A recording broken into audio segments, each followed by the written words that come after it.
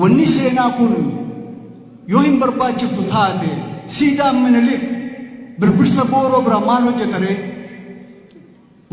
muuziyeemii hagalu kaa yoo seenaan hin barbaachiftu eega taate seenaan immoo hin barbaachiftu eega taate ammoo dhugaan qalloo hin qabduuti bakka sana kan dhaabbatu birbirsa boorooti malee siidaa Minilikiitii miti. Seenaan hin barbaachiftu yoo taate maaliifitu siidaa Aksuum bakka dhibbatti kutanii tooni kumaatama meeqa dooniitti fe'anii achas deebisummaa barbaachisa. Seenaan hin barbaachiftu yoo taate maaliifitu morma Yohaannis immoo kan eenyuudha deebisuuf yookaan immoo rifeensa kan Tewoodiroos Atsee Tewoodiroos Maqdalaatti irraa haatan san deebisuuf ifaa jenna. Moo dhugaan kun wal caalti. Isa kanatu dubbachiisa. Fakkaachuuf ta'uu lolii lama.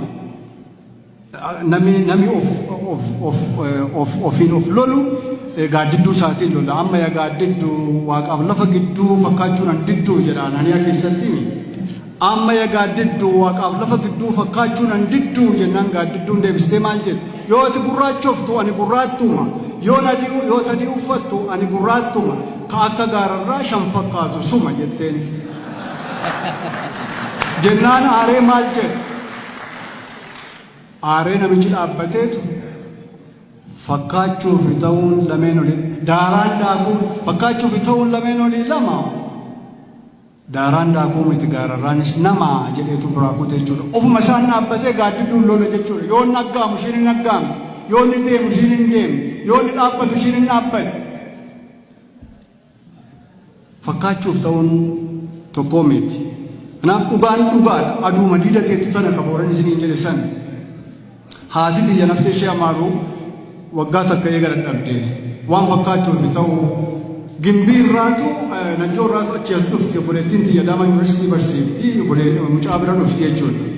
Gimbii ga'aniitu jaartiin namni seenani konkolaataa jedhani eegaa bunooni dhufee natti himanii ilaallaan nami bishaan dhugaa jaartiin waan dhuguu barbaadan konkolaataa keessa jiru bara gurbaa jedhanii naafi dhimee isa namni dhugu kana jedhani gurbaan fideef banatanii jaartiin yoo muuqatanii bushoofte naa qaba jaartiin birrii kudhan itti kennanii bishaan bitatanii isaan akka bishaan lagaa birrii kudhaniin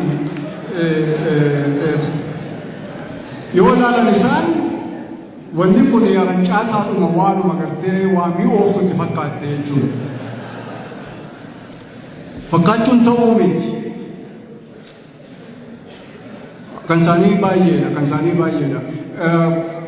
Gabbinaa taa'an ammoo jedhan gabbinaa ta'anii tubbuu amma jennaan maaf hin bu'aa didoodha isaanitti hin bahe jecha didaa mataa funyooti ani.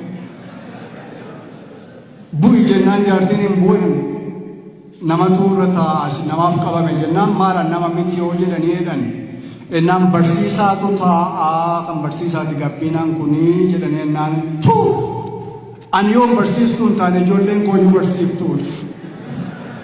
Kun Ameerikaa jirti kun Adaamaa jirti ani yoo barsiiftuu hin taane ijoolleen kooyyuu barsiiftuudha jedhanii didoodha.